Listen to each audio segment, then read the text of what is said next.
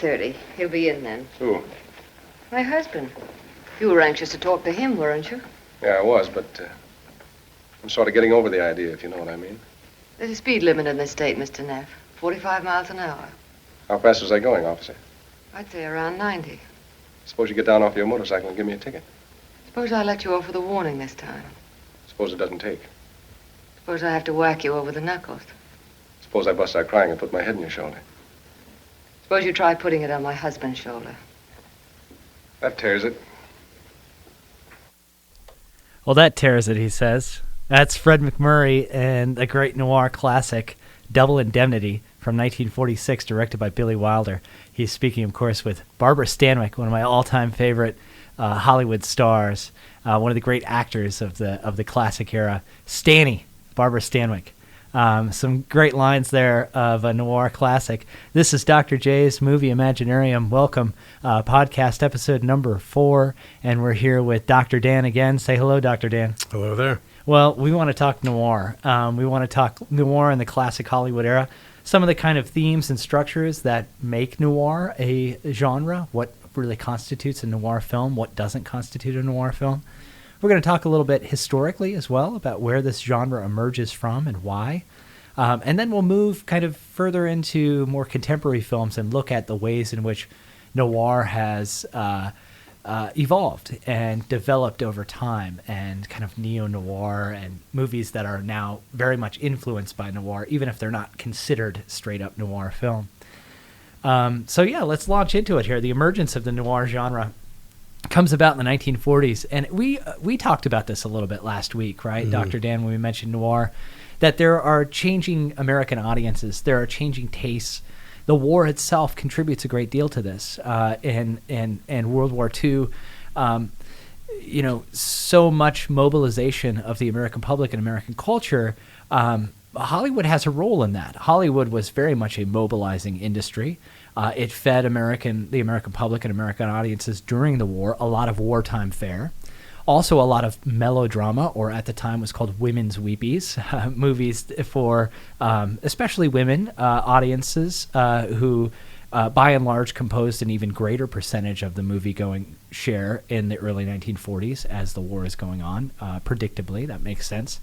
But at the end of the World War II and in the beginning of a post-war America, the audience begins changing a little bit, and culture begins changing a little bit. And there is this sort of demand for a kind of seriousness of the movie content, right? A demand for movies that speak more to political and social context, movies that mean something greater. What does it mean to have a movie matter and a movie affect our daily lives in a much more impactful way? Yeah, I almost think of the noir emergence as a reawakening of that pre-code moment, where pre-code, there was a brief moment of we're going to make movies for grown-ups, mm-hmm. and film noir kind of snaps back into place, and it seems like the movies are for grown-ups. The movies aren't necessarily for kids. Mm-hmm. Serious destabilized identities, walking around crime, mm-hmm. that sort of thing. Mm-hmm. So they're definitely not kids' movies. Yeah, and we have to go back a little bit further. I mean, back to the 1930s, and actually back even to the late 1920s, the beginning of the pre-code era. So as the do's, don'ts, and be carefuls and the emerging code is largely shown to be toothless. The Great Depression takes place. Sound movies happen. Sound doubles the cost of an average film. The Great Depression puts a lot of production companies, Paramount, for example, the gold standard of the silent era. Paramount was the largest studio in the silent era. They're in receivership. They're near bankruptcy. And the studios are struggling financially as the onset of the Great Depression happens and sound film takes place. And this is what really inaugurates what's called the pre-code moment of film. And that's a misnomer, pre-code. There was a code in place. I call it, actually, I think it's more accurate to say the pre-enforced code era, mm-hmm. when the code was not enforced. But studios start really pushing the envelope with definitely sex and violence, the fallen woman genre, where a woman uses her sexuality and appeal to sort of move up the socioeconomic ladder. Babyface with Barbara Stanwyck is a classic example of that. You also had the gangster pictures, Public Enemy, Scarface. Those come out in this time. Some visceral violence associated with those films. You also had some more politicized fare, like I Am a Fugitive of the Chain Gang with Paul Mooney, a movie that directly contributes to Georgia, the state of Georgia, ending its chain gangs. So that pre-code era brought a grittiness and a seriousness to film fare, but it was too much. And the movie moguls and the Motion Picture Producers and Distributors of America, headed by Will Hayes, realized that we need some kind of institutionalization of the code. And that is the creation of the Production Code Administration, based in Southern California, headed by Joe Breen. And Joe Breen took his job very seriously. And by 1934, when the PCA is institutionalized, from 34 all the way through World War II, I mean, movies get real sappy, real innocent. This is the era of Mickey Rooney, the era of Shirley Temple, the era in which MGM really rises to become the gold standard of classic Hollywood. MGM becomes the most powerful studio in that 1930s era, and it makes a lot of sense in my opinion, because Louis B. Mayer, who is the mogul of MGM, was sappy himself, and he loved to cry during movies. He liked movies that made him cry. He wanted innocent, all-Americana fare, and you're hard-pressed to find a gritty, hard-hitting, impactful Hollywood film from 1934 to 1944. I mean, it's just kind of like this dead zone where it's mostly just kids' movies, lots of weepy melodrama pictures, westerns still very strong, and then, of course, with the onset of World War II, the war picture becomes strong as well. But these movies lacked a certain kind of visceral gravitas, if you will. Can you think of any, Dr. Dan, any movies that are somewhat hard-hitting in that time period, in that era, that are American films? I'm putting you on the spot here because it's hard to actually think of some. Yeah, I mean, the one that I've always, or is considered, Stranger on the Third Floor, begins to anticipate it. Was that 1940? Again, 1940. I mean, yeah. I think 1940 seems like a pre-film noir click. Yeah. I always call them like just these avalanche clicks of culture. So Stranger on the Third Floor, which, the guy in the Maltese Falcon, I can't remember his name, not Bogart. Sidney Greenstreet from Casablanca as well. Peter Lorre. Peter Lorre. Yeah, I think he's in Stranger on the Third Floor. What a great character actor, Peter Lorre. Yeah, but this idea of shadows, I think, and the German influences coming over. Yeah, I was going to talk about that. Yeah. Yeah. So it's just, it has, as you kind of, this happy, sappy moment, it's like any kind of, the way physics works, there's always going to be that vacuum that finds, something like very dark, serious, shadows, something's amiss, against the backdrop of fascism, the Depression, global war. I think that's film noir. It just satisfies that we're all on a wagon careening towards a cliff, and only the shadows will protect us. Yeah, and I think there's an important component to German expressionist cinema that is a bridge. This podcast is a good segue and a good bridge. We talked about 1939, the greatest year of classic Hollywood, last week, in Wizard of Oz. I mean, Wizard of Oz, Gone with the Wind, Ninotchka, Stagecoach, Mr. Smith Goes to Washington. These are all these kind of lighter fare movies, right, just on the surface of entertainment. They don't cut too deeply unless you are a bunch of movie nerds like me and Dr. Dan, and we're going to go on about Aristotle and Wizard of Oz. Then we might dig a little deeper.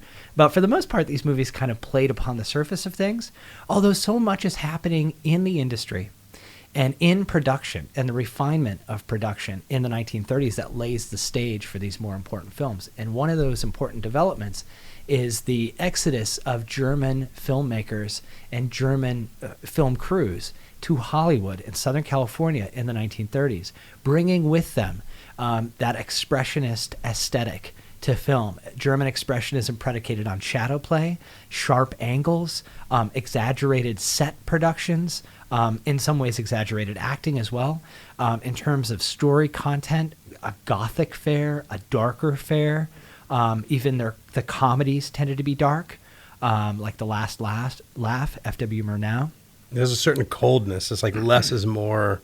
minimalism to achieve that heightened.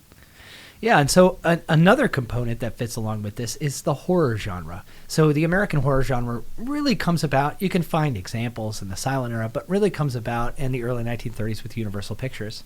Universal had the first studio to have in-house makeup and special effects. And they were really good with special effects. They were a small-time studio, but that's what they did well. And it was the show the monster horror genre that Universal inaugurates with Frankenstein, with Dracula, with The Mummy, with Bride of Frankenstein, with The Old Dark House, one of my all-time favorite movies, The Invisible Man. These are all Universal horror pictures, and they do extend past the PCA a little bit. You know, Bride of Frankenstein's 1936. And so you have some of those horror elements.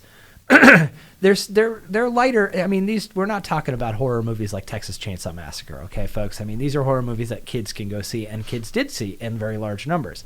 It was Night of the Living Dead, directed by George Romero in 1967, that really changes that and really changes the American horror genre.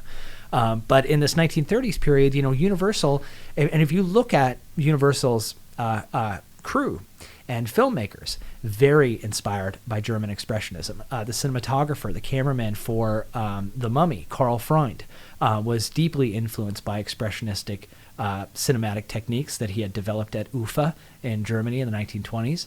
And so you see some of that German Expressionism developing in the horror genre and laying the foundation, even though like Bride of Frankenstein is rather funny and camp, and you know these are not very controversial movies per se. Nonetheless, the things that are percolating in the development of cinema at that time lays the foundation for something like noir, right? Where that shadow play of in the American horror genre and Universal Pictures is now picked up and retranslated and adapted for different purposes in the mid-1940s with the development of noir. So you have changing American audiences in the 1940s. You also have a loosening of the moral code by the Production Code Administration. They loosen the code very slightly, and they admit for darker, more challenging fare. The bad guy still has to lose. The good guy still has to win. Law and order still has to be upheld. Married couples still have to sleep in separate beds. But there is a loosening of what is expected. And that opening allows for, especially the noir genre, to develop subtextualized innuendo, to be sexually salacious in this period, but through dialogue, just like the dialogue that opened up our episode today, where Fred McMurray is warned that he's speeding, and there is a speed limit in this town because he's moving a little too fast on Barbara Stanwyck, who's a married woman, right? So there is all of this innuendo that takes place, and noir really develops it wonderfully. A way of selling sex and violence through that femme fatale in particular. The femme fatale, not a necessary, I guess it depends on your interpretation. And I suppose I should just ask you the question directly, Dr. Dan. Does a noir film have to have a femme fatale? I don't think it has to, but historically as it developed, it needed the femme fatale to highlight the masculine hero. Yeah. And it has to reinforce that deep sense of really misogyny in terms of women, like strong women, working their way through, society. I think, again, with, when you go through the film noir and then go back to pre-code again, that's really, you're still struck by this level of female empowerment. Yeah. But connected to immorality, which you bring up misogyny. Yeah. I mean, this is a really powerful misogynistic force in the story of American film, which is that the immoral turpitude, the evil is seemingly always placed on the shoulders of a woman, and a woman is blamed for weakening the moral compass of that male protagonist. The woman is blamed in, Barbara Stanwyck's baby face, right? And if you look at the censored and uncensored versions of that film, the censorship regime really comes in to do that fine work of laying more blame upon her shoulders. It's her responsibility. And it's strange too. It's like it's a weird.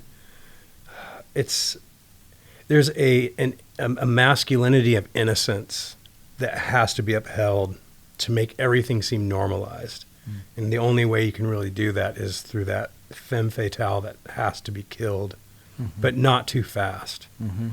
Right?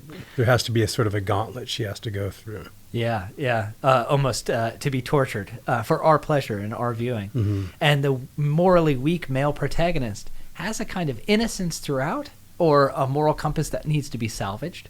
But there's also this toughness element to noir, right? It's like innocence with toughness, right? To take the toughness without the kind of immoral violence, which is attached to the sort of coded feminine character of the film. As Robert Mueller, the great noir author, has pointed out, too, we often pay too much attention to the femme fatales, and we fail to notice some of the strong female characters that are also in noir pictures. I guess the only one that comes to mind right now is Betty Schaefer in Sunset Boulevard. His love interest. She's a career woman. Yeah, she's a career woman. Yeah. And she carries on a deal of innocence and carries the story. And often there's a strong female character that will remind that morally weak male protagonist there is a sense of right and wrong here, and this is what's right. So there's also that element of noir. Just briefly, the French Connection, the idea that the noir genre never even had a name during its heyday. They were just called, they were called gritty pictures, urban pictures, sometimes called crime pictures. But the name noir, of course, French meaning black, comes from some of these French film critics in the 1950s, Francois Truffaut, among them, who loved classic Hollywood, and especially these kind of noir pictures. The French critics label the genre noir, and they love the playfulness of its enactments of violence. The gunplay itself, this comes out very strongly in Jean-Luc Godard's Breathless, right? Where the male protagonist is kind of waving around a gun, and, sort of death and killing is taken extremely lighthearted in a sense, and this kind of carries through the French New Wave. The French New Wave has all of these sort of interesting noir influences upon that film movement. Let's break into some of the details about noir. So first of all, let's cover some visual features, some features of cinematography. What does a noir film look like? Well, we mentioned light and shadow play, right? The use of light is a very precise and also very subtle. That lighting matters, and that it doesn't mean that it's just populated with shadows, or that the movie's always dark, but that light is an important sort of signal of the meaning and tone of the film. It expresses a particular tone. I love that scene when we just listened to the scene where Fred MacMurray goes to Barbara Stanwyck's Phyllis Diedrichson's house for the first time, and they meet. I love it when he says in the voiceover narration that you can still see the cigarette smoke from the night before in the room, and the curtains are down. So even though it's blazing sun, hot Southern California in the setting of this film, it's dark, and it's kind of smoky in this interior room. And that, I think, is a really good example of the light and shadow play of the noir genre. And as you mentioned very well, Dr. Dan, a lot of this is borrowed from German Expressionist cinema, that shadows are so important to those 1920s movies especially. I just watched Faust again, directed by F.W. Murnau from 1926, and that's a movie that just does masterful work with shadows and darkness. We also have camera angles here, high camera angles and low camera angles, right? A low camera angle is when the camera is placed low to the ground and angled upward. This generally makes figures in the frame look towering, maybe powerful, maybe a bit nefarious and evil, or with corrupt designs on a particular thing, right? The camera's low and it's shooting up at you, and you're sort of towering over the frame. Or high camera angles, which are the camera's high up and angled downward. And sometimes in a close-up, this is what I call one of the classic Hitchcock shots. Hitchcock loved the close-up with a high camera angle. So the camera would be pointed downward on you, and you'd see the top of somebody's head, and you might see them move from side to side. You'd see a lot of forehead, right? There'd be a lot of forehead in these shots. This is a wonderful Hitchcock close-up that conveys the character that's being looked at by the camera has inside knowledge and information. that other people in the film are not aware of. They're doing something suspicious. They're sort of looking around, and the camera's kind of up here, almost surveillance-like, watching somebody do something maybe corrupt or secretive or whatever it might be. So those low and high angle camera shots are very important to the noir genre as well. Black and white cinematography. We're going to talk about this also, bring this up a little bit later when we get to neo-noir. But for the classic era of noir, black and white cinematography is so crucial and important. I think, our public today, our viewing public today, so few folks have really been steeped well in classic cinema. I think the very idea of black and white cinematography sort of rubs people the wrong way. It's like there's something incomplete about the film. Why couldn't they just do it in color? Well, some movies don't play very well in color at all. Imagine Casablanca with color. I mean, it's kind of gaudy. Yeah. Well, I remember, as a kid, I didn't like black and white movies because they looked fake. Mm-hmm. But then you eventually, I think if you're not brought up with it and it's not like a baseline of normality, you see it as some sort of flaw. But I think once you figure out that black and white allows you to do certain things you can't do with color, I think that's when that doorway opens and suddenly black and white movies look amazing. Yeah. Can we think of some examples of what black and white can do that color cannot do? The one I haven't seen, and I don't know if you can buy a copy of this, but wasn't that the recent Road Warrior? So it was obviously color, mm-hmm. but they did come out with a black and white version, and people were saying that the black and white version, it didn't necessarily make it into a different movie, but it definitely presented a different tone to the overall film, which was basically a hyper road movie with flames and explosions. But because of the way they shot it, and it was so bright, when you converted it to black and white, it took on these personalities that you find in the old noir. Mm. And so, I think that's a recent one that I can think of that plays with that. I think noir is the perfect example of a film that's very fitted to black and white cinematography. And one of the reasons why is the moral content of noir film. Noir film is about the shaky ground of our moral foundations, right? It is always a gray area between good and evil in a noir film. And black and white cinematography is almost like a tonal expression in and of itself of that moral universe.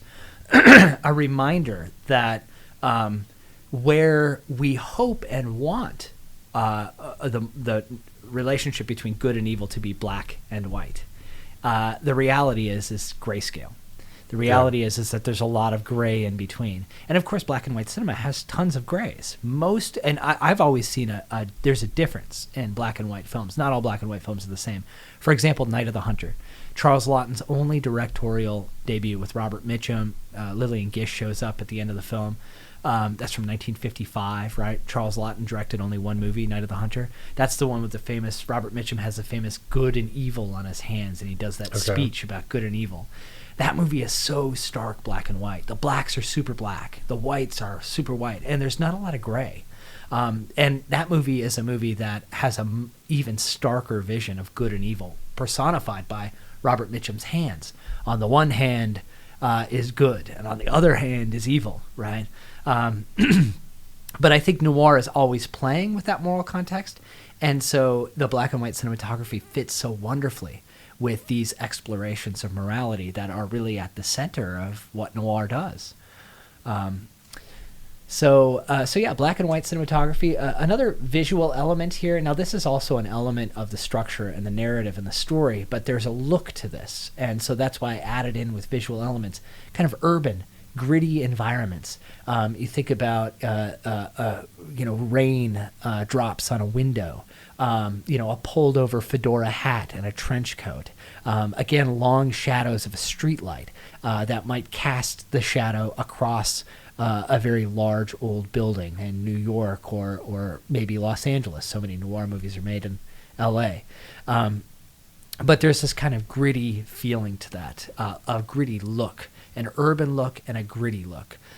There are some exceptions out there in the noir genre, but for the most part, we see a very kind of, a rough around the edges environment of the city. Right? Yeah, I think it's at that dawn of suburbanization.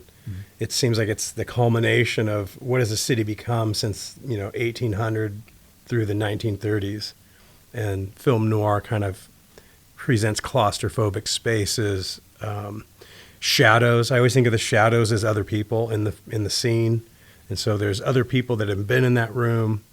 The weird angles also being the low budgetness. I always thought of, a lot of these film noir, especially the early ones, are like the independents. And so you can only afford one setup. So then if you're working one of that sort of simplicity, you're also going to use sets that are easily made, which are going to be low budget, which are going to look gritty. Mm-hmm. I think all that comes together in this sort of, in that 1940s, it's the apocalypse for some people because of, atomic bombs, Holocaust. Mm-hmm. And the decay of the urban core. Right, I think that's a really interesting insight to noir. Noir perhaps it contributes to a cultural perception of the urban core decaying, at least morally, right? Because again, morality is centered to what noir does. They're generally set in the urban core, and all of those elements you were talking about with shadow play and with the angles of the cameras. They convey, and black and white cinematography, they convey something. All of them do a little bit of work in a sense of describing what the American city has become. Yeah, it's austere. It's crime becomes an option of survival, which means you go down that path, but the innocence might keep you away from that, but there's going to be one thing that tips you over the edge to then, murder someone or do the bank heist or something like that. Yeah, I'd never really thought about that, and at least the direct connection and whether or not noir actually contributes to the average American's perception of the urban core, and may just be one of many cultural contributing factors that lead people to flee the urban core, and for the urban flight out to the suburbs, where the sun always shines.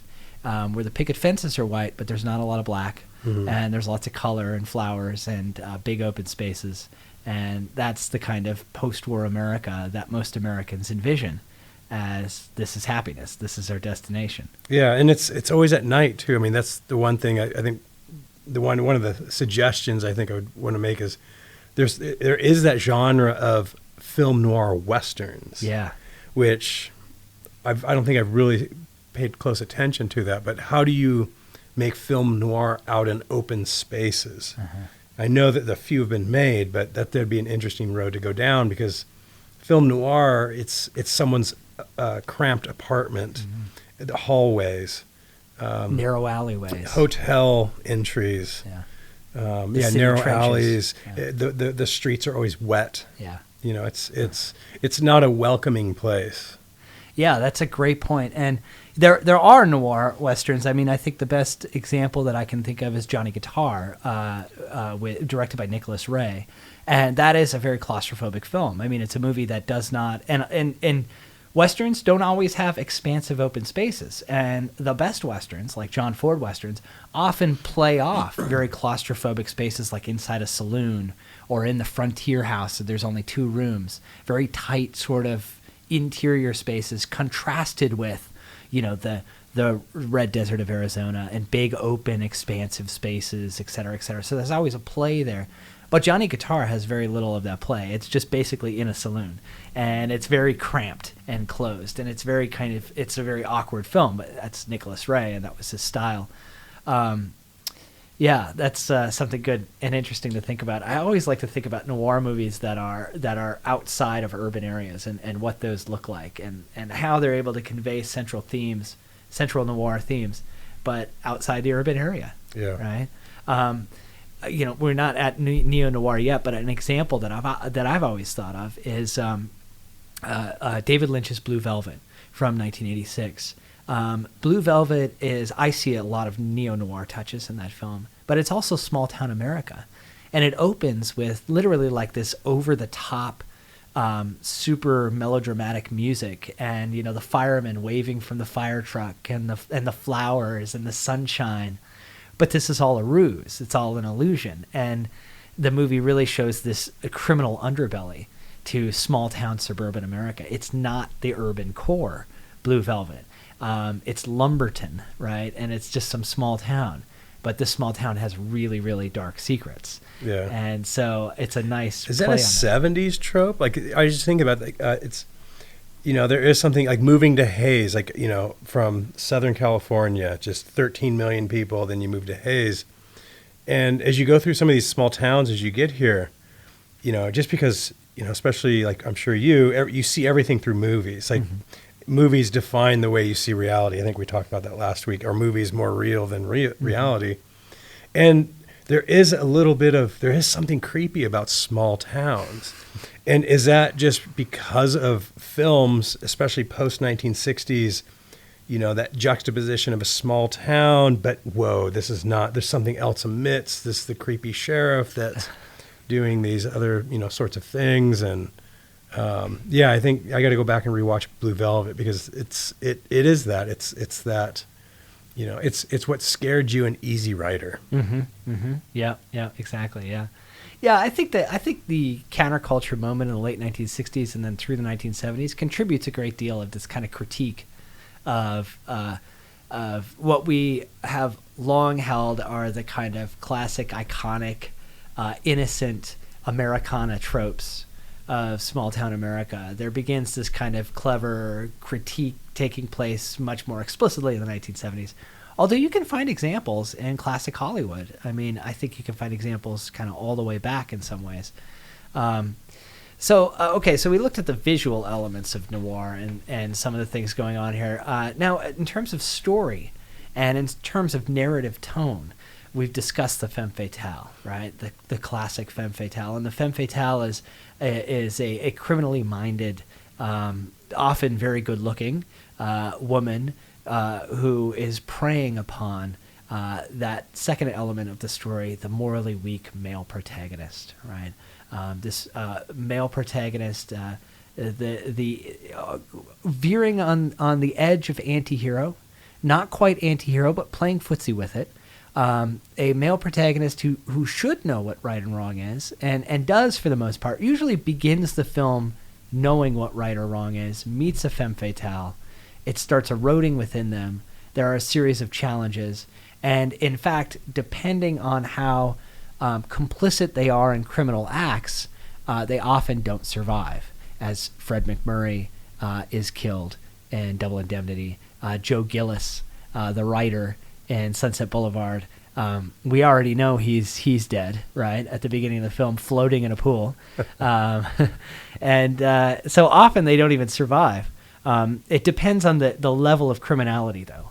There are plenty of morally weak protagonists who end up squeaking out just barely, but that's because the femme fatale has done most of the work of murder or violence, et cetera, et cetera.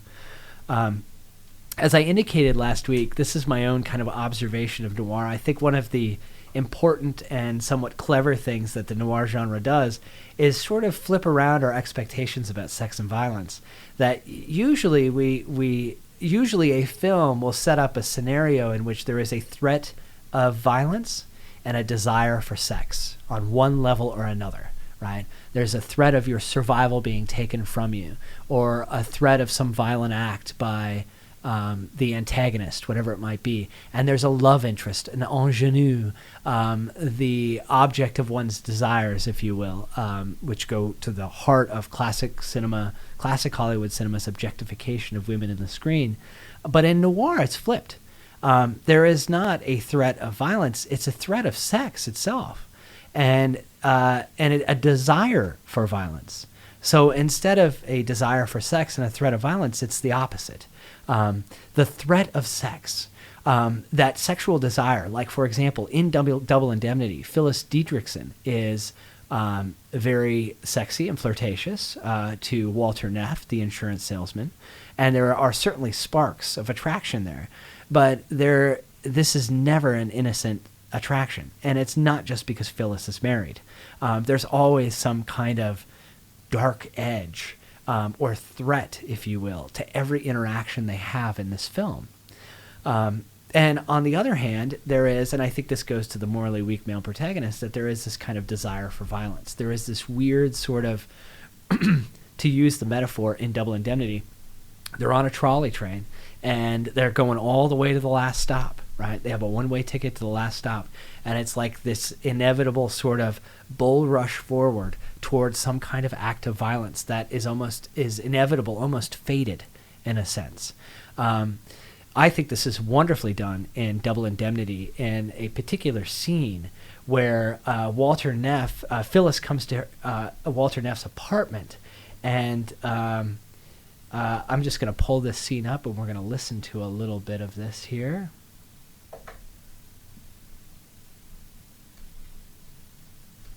On a leash so tight I can't breathe. He's in Long Beach, isn't he? Relax. Maybe I oughtn't to have come. Maybe you oughtn't. You want me to go? If you want to. Right now? Sure, right now.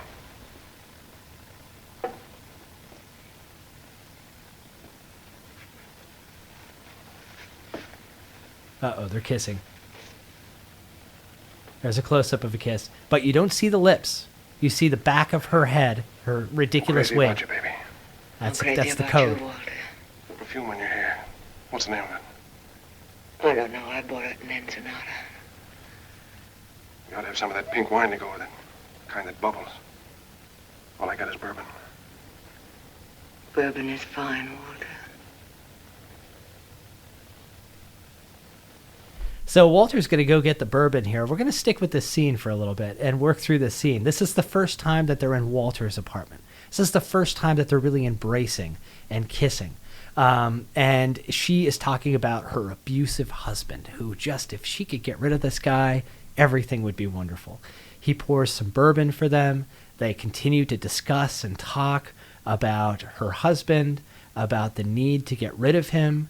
There's a couple of really key close-ups of Barbara Stanwyck as she expresses her intense dislike of her husband. And Walter Neff seems intrigued. He seems really interested. And not just interested in Phyllis. It's not just a sexual attraction. In fact, the sexual attraction, if you watch this movie very closely, is often conveyed as kind of the threat or the thing that Walter Neff is in some ways almost avoiding.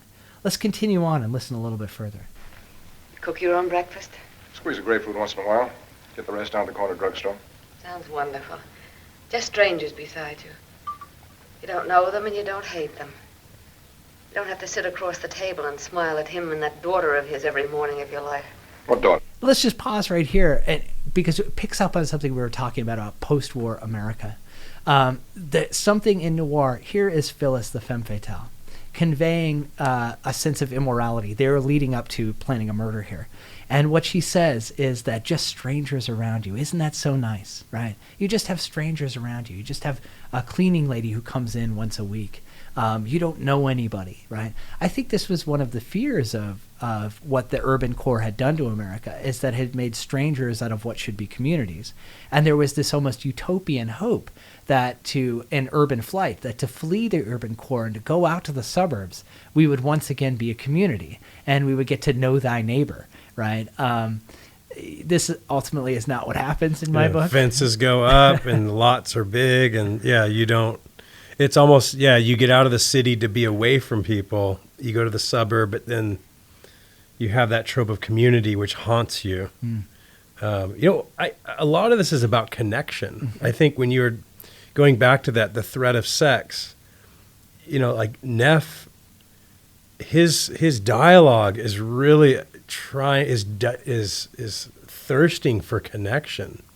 And I think that's a part of like this underlying element is, it's worth murdering to get this connection that he somehow sees with, Phyllis. Mm-hmm. Interesting insights. Yeah, just to continue on with that thread that we're talking about, suburban America ends up really fragmenting individuals and fragmenting the community, and now it's sort of the opposite, right? A lot of people are returning to the urban core because they want those connections with people. They want to live closer to other people where there's public transportation access, et cetera, et cetera. And urban core property values in the urban cores, I mean, there are exceptions, but on the whole, they're on their way up. And these are desirable places to live once again. So it's sort of like we've come full circle in a way with this noir thing. I like what you say about connection. Let's continue. Let's think about that as we continue on here with this scene. Oh, you mean the little girl on the piano? Lola. She lives with us. He thinks a lot more of her than he does of me. You ever think of a divorce? He wouldn't give me a divorce. I suppose because it cost him too much money. He hasn't got any money, not since he went into the oil business. But he had when you married him? Yes, he had. And I wanted a home. Why not? But that's not the only reason. I was his wife's nurse. She was sick a long time. When she died, he was terribly broken up. I pitied him so. And now you hate him. Yes, Walter. He's so mean to me. Every time I buy a dress or a pair of shoes, he yells his head off. He never lets me go anywhere. He keeps me shut up. He's always been mean to me.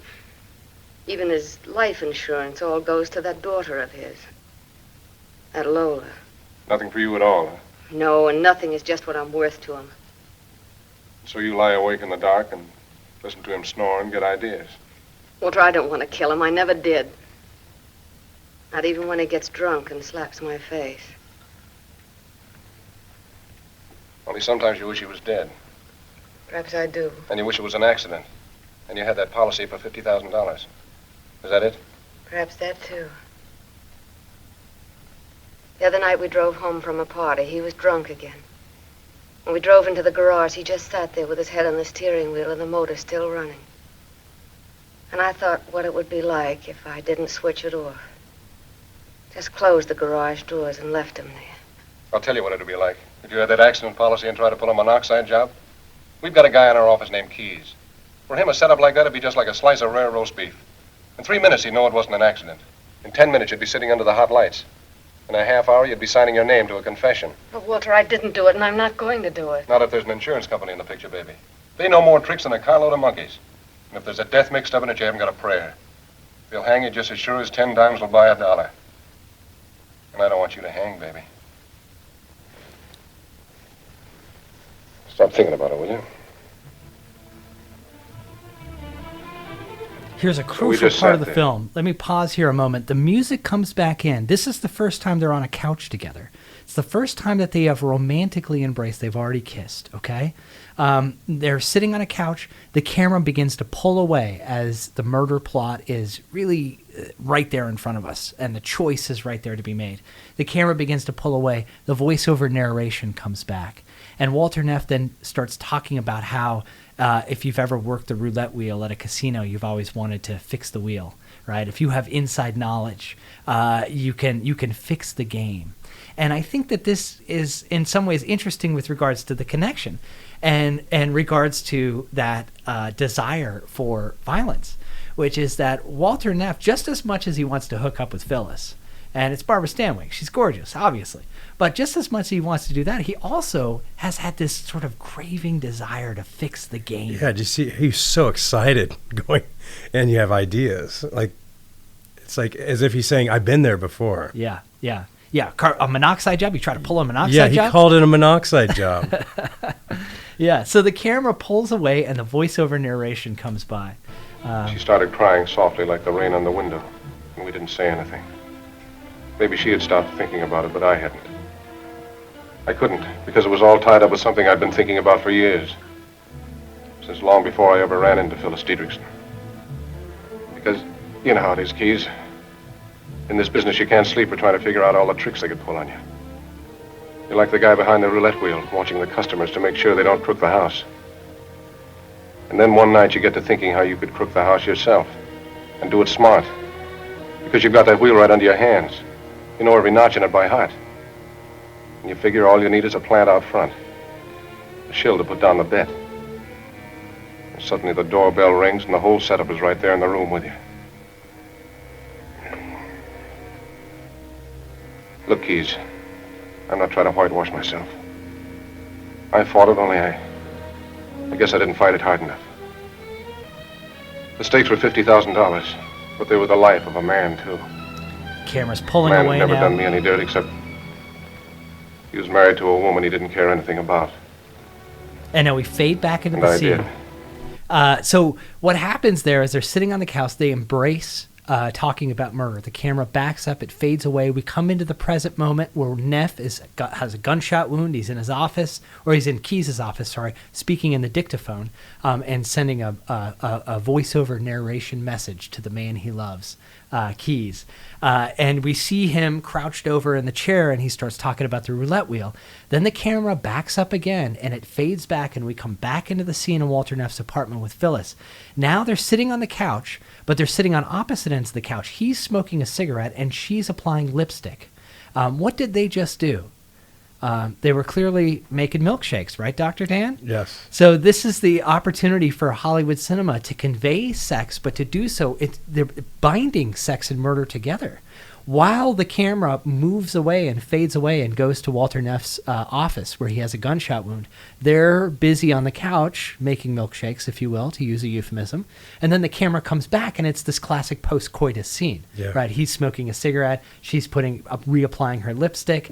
This is a way for Hollywood cinema to convey sex, to not do it explicitly, all subtextual. And this is not just...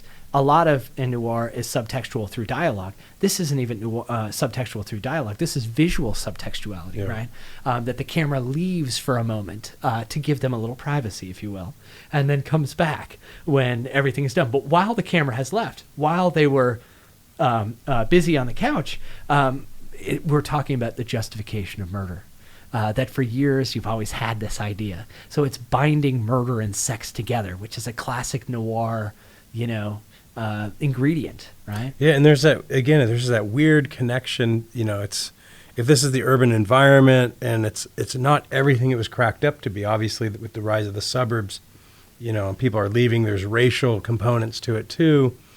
But it's at that point, I think, and that's what these film noir movies really get at. Is there's a tightrope by the character. They want to do the right thing, but there is this pull towards.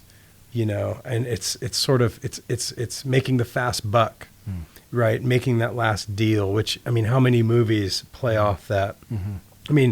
Han Solo's character, arguably in Star Wars, is a film noir type character, right? If, Solo should have been a film noir type movie, the newer one that came out that wasn't necessarily the best movie. But I could imagine if a reimagining of the Solo, the origin story of Han Solo, it should have been film noir, because he is someone that he obviously does the right thing in all the Star Wars movies, but his whole character is based off the fact that he wasn't always a good character. Mm-hmm. And to me, he comes from a noir movie. He is, he totally comes from a noir movie. And so I think, and that's that tension, right? It's the innocence versus, the moment that you are going to do murder or shoot first, right? In the Greedo Solo. So that's story and tone. Just quickly, some narrative devices that are very common to noir. You have the voiceover narration, classic voiceover narration, where almost a voice from God is overlaid over the top of the film. This is often through extended flashbacks. So usually a noir film, or very classically a noir film, will be in the present day, and a narrator will say, well, it wasn't always this way, and we have to go back a year, back to when I first met Lois, or whatever it is. And so there's this voiceover narration, often of the male protagonist, and they're speaking through a kind of extended flashback sequences. So we're looking at the past in some way, at the recent past. We can talk a little bit about some of the noir canons. I'm interested in your viewpoints on some of these films. You have, I think, you've got the bogey noir, and the Humphrey Bogart noir really begins with the Maltese Falcon. That's 1941. You also have High Sierra with Ida Lupino, which is another Humphrey Bogart film, and I think that there are noir touches in that, but no femme fatale, which is interesting. Would you say Casablanca would fit into that? It's got noir touches, and Warner Brothers definitely was a studio that made a lot of noir. And it's got trench coats and fedoras and criminal intrigue and a femme fatale like character in Ingrid Bergman. Actually. I always think like that Citizen Kane Casablanca mixture. Yeah. That then Maltese Falcon builds on. And then on that list, there's this gap, the war gap. Yeah. And then Dublin. And then I guess the other one that would be in there is, and arguably, what about Mildred Pierce? Yeah, good example. That's a fantastic film noir. Strong. She's not a femme fatale. But again, it's the aesthetic is being played with. Yeah, Joan Crawford and Mildred Pierce. Such a Yeah. great performance. She won an Oscar for that performance, I believe. So you got the Bogies, the Maltese Falcon and High Sierra, and then, of course, The Big Sleep, 1946. And The Big Sleep is one of my favorite noirs, one of my favorite movies of all time, because it is a movie that, go ahead and watch that and try to figure out what that story is, because no one knows what that story is. Not even the people who wrote The Big Sleep knows what's going on in the second half of that picture. It is truly a labyrinth that doesn't have an end. Yes. It doesn't have an exit. You just go in and you never come back out. There's a moment in that toward the 2/3 into the film, towards the last sequences, that the movie really does almost totally break down into noir-esque like chaos, and you have no idea what's going on. I have contended before with a couple of David Lynch pictures like Lost Highway. The Big Sleep and Lost Highway are movies that you can never really, truly see. You might, quote unquote, watch them, but there's no way of actually seeing them in their entirety. There's something elusive about them.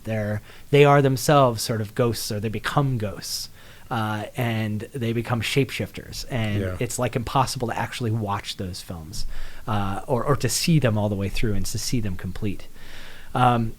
Just to mention Detour, directed by Edgar Ulmer from 1945. Detour is really super gritty and is one of the most indie of all of the noir genre. Most noir genre were made by the big studios.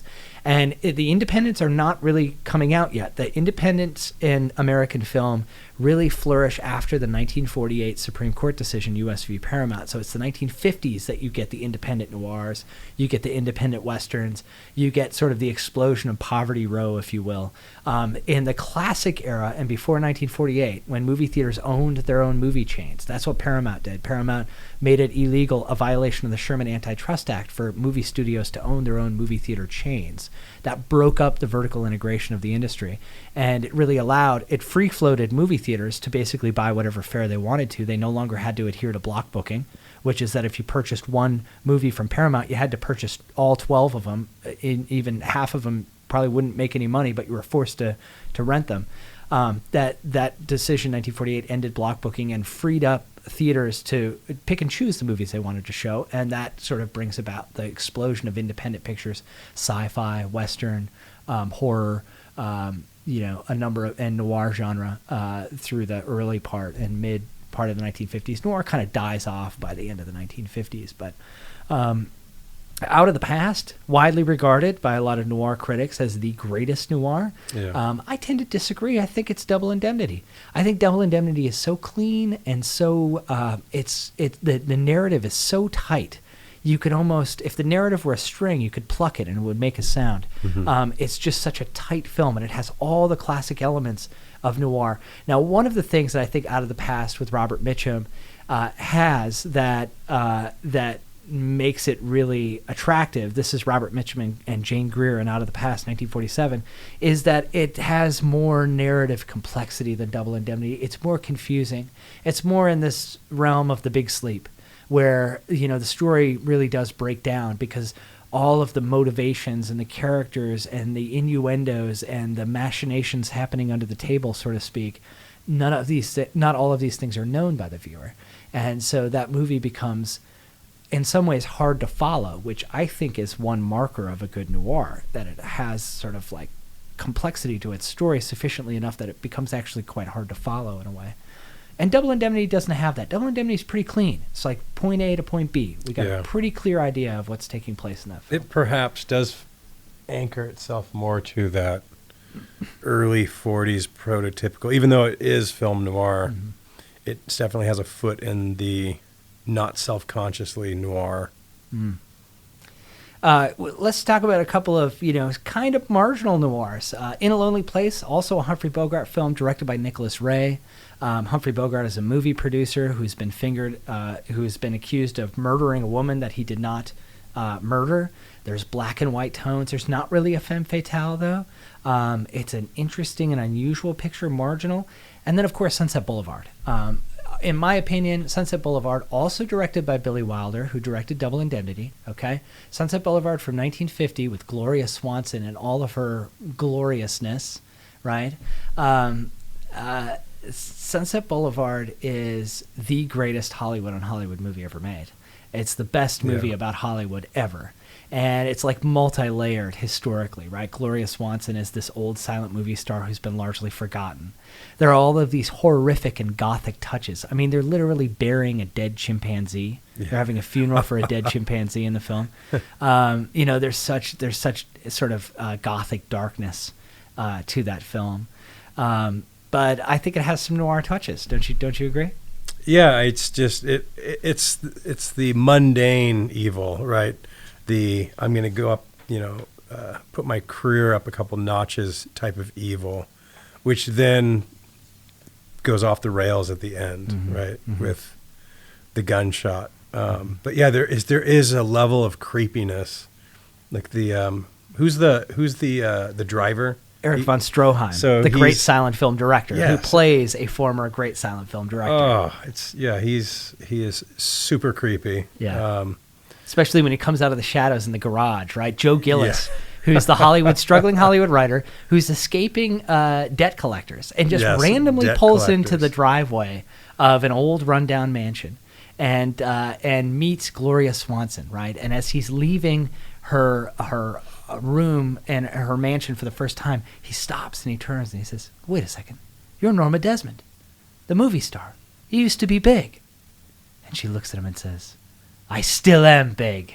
It's the pictures that got small." Yeah, it's so good. It's one of my all-time favorite movies, and I think the very best movie about Hollywood. Joe Gillis, but he's a dead man. We know this from the very beginning of the movie. He's floating in a pool. He's been shot to death. Okay, so now we got to figure out how. And this is one of the great things that great movies always do. Citizen Kane does this. And Citizen Kane, very interestingly, it begins with a newsreel. News on the march. And it gives you, it gives you Citizen Kane's whole life. It gives you Charles Foster Kane's humble origins. It gives you his rise to power, his movie magnet, his downfall, all of these things. You get the whole movie in a condensed newsreel. And I love movies that tell you the ending already, because I'm not a fan of plot twists. I'm not a fan of like gotcha endings. They don't age well for that very reason. So just tell me the whole movie to begin with, and then show me the why. Yeah. And great movies go deep that way. So Joe Gillis, we know he's already shot. We know he's going to end up shot to death in a pool, floating in a pool. It's the why, and it's the how did we get there that we stick around to watch the picture for.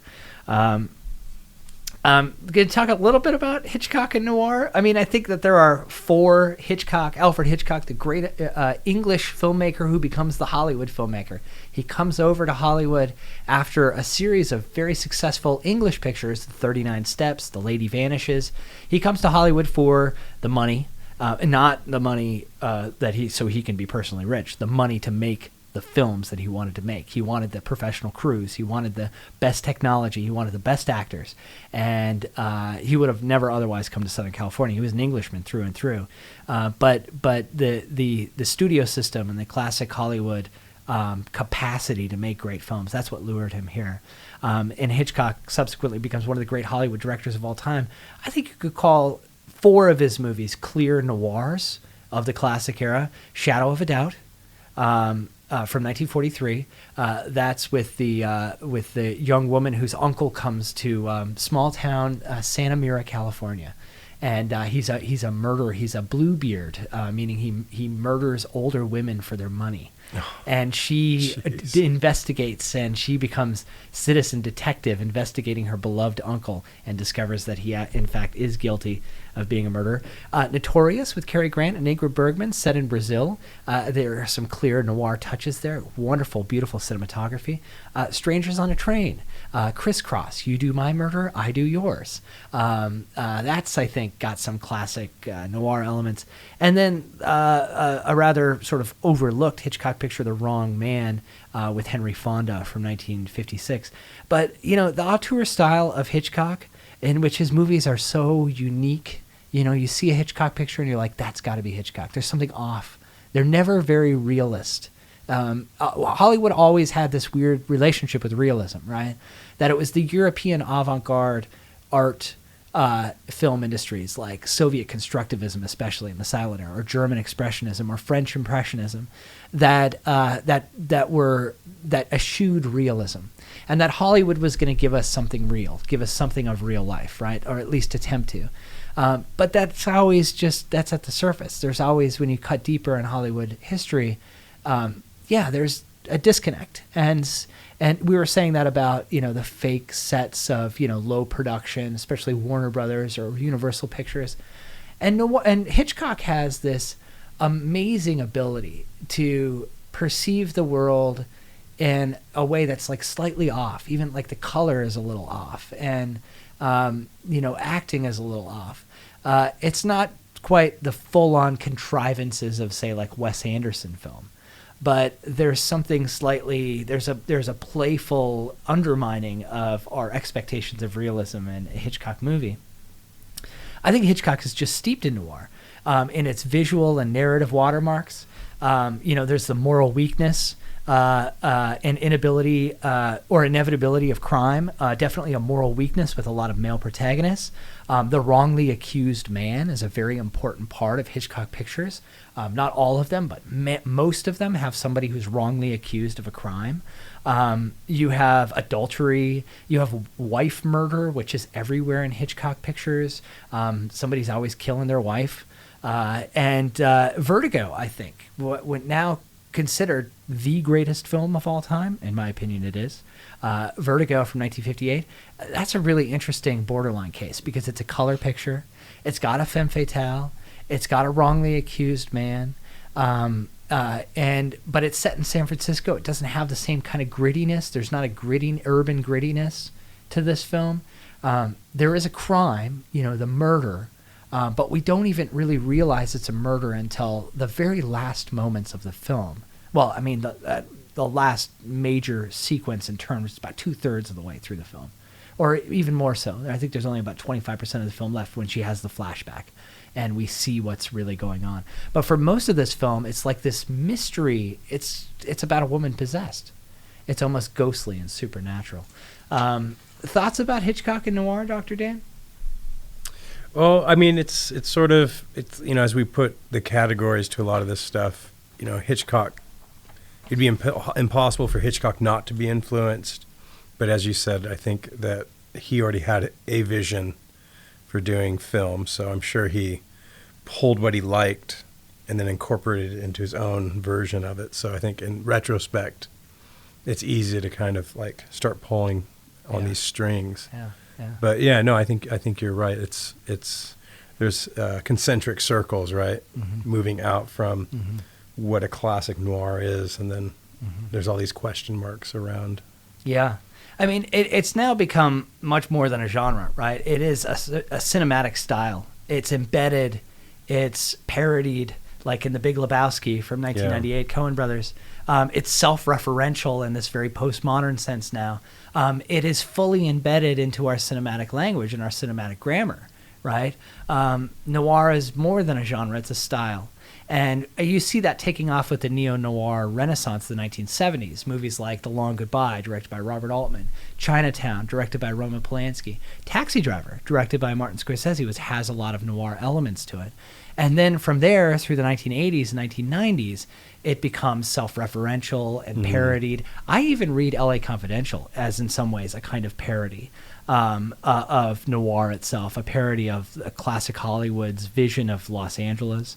I know the book material is more serious, but I think that's one of the things that films can do that is harder for novels to do, is to convey double meanings and triple meanings through visual innuendo, and that sort of thing. So we've seen noir take off. I think a lot of students that I have when I teach noir, I usually teach it with Double Indemnity and Gun Crazy. That's my double feature. But a lot of students who've never really seen a noir movie are surprised that many movies they've seen have noir influences to them. Once you start talking about noir, you're like, oh yeah, that actually I see that in this movie. I see it in this movie.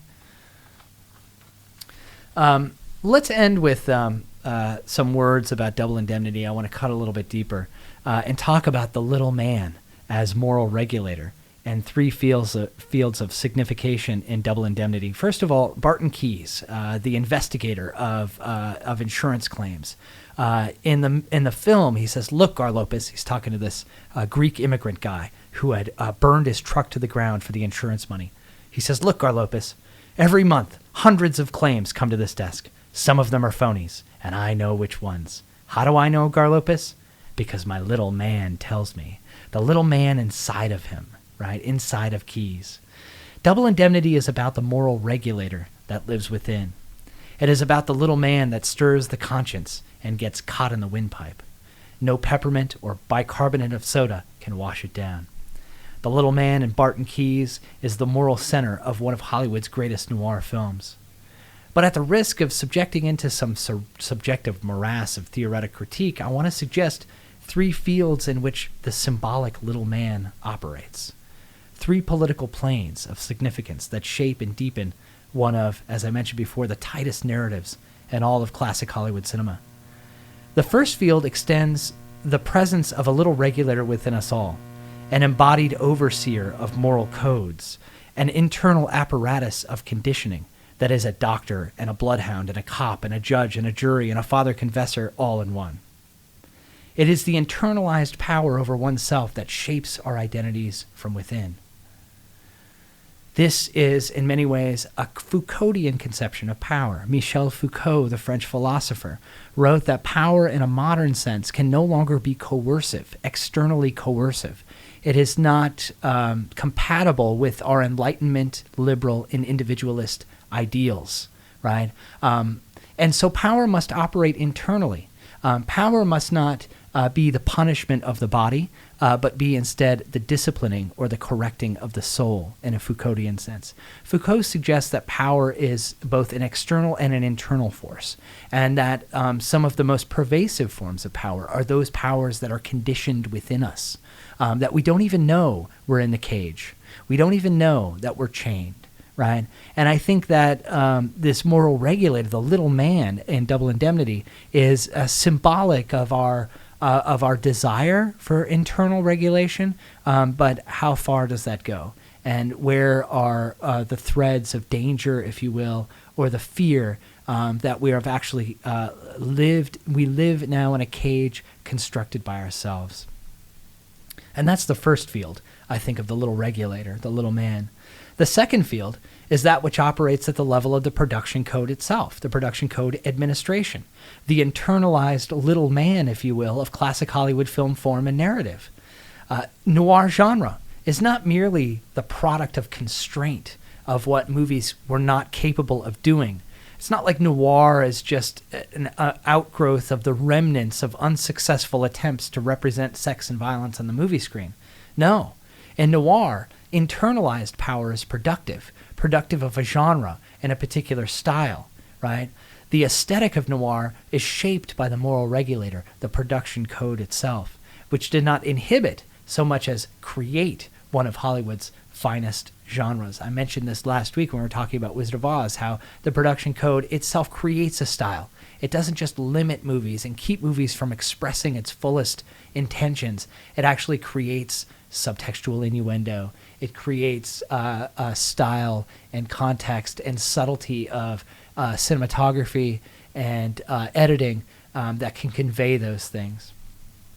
The little man of Joseph Breen's office held up Double Indemnity for nearly a decade before finally relenting to a thoroughly unacceptable story of murder, sex, money, and desire. The production history of Double Indemnity is really fascinating, and how Billy Wilder actually got this done. Barbara Stanwyck didn't want to do it. Fred MacMurray didn't want to do it. In fact, it did negatively affect Fred MacMurray's career. He was a nice guy in film, and he had trouble getting nice guy scripts after Double Indemnity because of this film. Paramount didn't want to greenlight it and give Billy Wilder money. Basically, the story is complicated, but it all comes down to Billy Wilder being a master.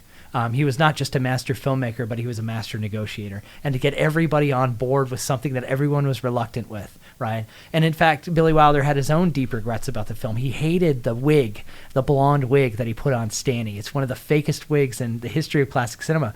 But it actually works now. It's become, the wig itself has become like symbolic of noir genre. It works after the fact. But you can imagine in like 1945, 46, you're watching Double Indemnity, you're like, what a ridiculous wig, so campy and absurd. So those are the two fields. The first field is that moral regulator within us. The second is the production code in the classic Hollywood cinema. And the final field I want to suggest to you is an interesting subtextuality, an intersection of race and ethnicity in Double Indemnity that has long shaped American culture for centuries. Race and ethnicity are both cultural constructions, legal and cultural constructions, but how they're constructed is important. How are they constructed? The formation and construction of race in America has been built along a fixed line, the hard and fast line of white and black. You're either white or you're black. The one-drop rule of Plessy v. Ferguson is the most starkest example of this.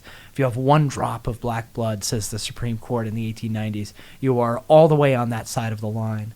Race denotes a hard line of white and black, I think maybe very conducive to the black and white cinematography of Double Indemnity. And in Double Indemnity, in the film, we have mostly nameless black characters that populate the film, all fixed in the background, all in the service of whites.